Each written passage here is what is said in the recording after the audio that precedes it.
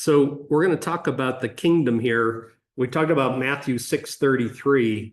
When we think about Matthew 6:33, I guess the question I have for each of us is, have you ever deep down considered which realm has the most impact in our lives?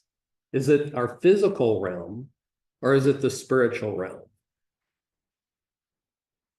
I would say up until now, I would have argued that the physical realm has more impact in my life. But the older I get, the more I explore this, I really begin to question that. I think perhaps that the spiritual realm impacts our lives more. You see, we're called to bring the kingdom of heaven into our world, really experience through our alignment and engagement with God's Spirit. So we have to ask ourselves, what is the kingdom? What is a kingdom business? And how do you master the kingdom? But let me ask you, how do you master the kingdom? Because I hear different things about, well, I'm a kingdom business, or that person's a kingdom leader, or that person.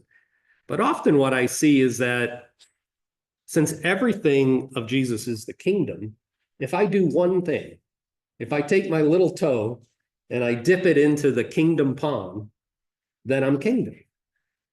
Which I think on the surface is true, right? But I guess my question is, if I pray one time, if I tithe one time, if I make one donation, if I tell one person about Jesus, am I really a kingdom leader in kingdom business?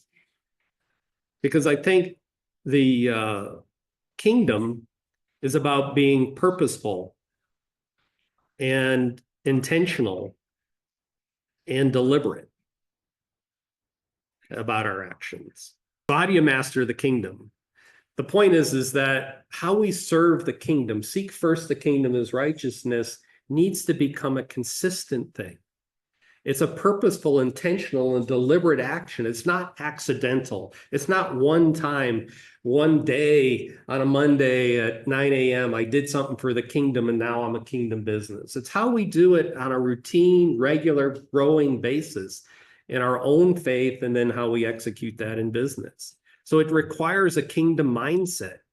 And the fact that mastering anything, or what we talked about, is deliberate, consistent, and disciplined. DCD. And I find that so true is that when I think of the three horizons, if you think about it, is the first horizon, we become deliberate.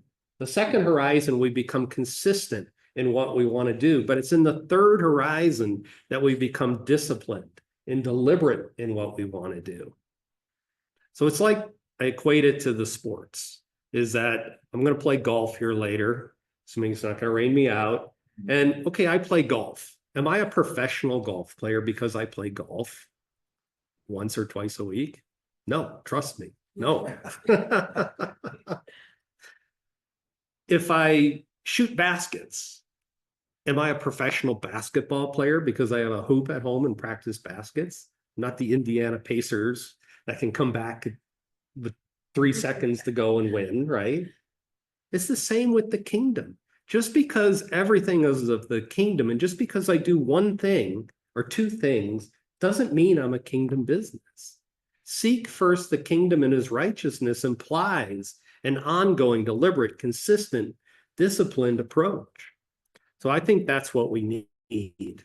As we just spoke, so we go from the second who I am to the third identity. And I think at our core, we really need to grasp that we're a chosen child of God is the most important thing.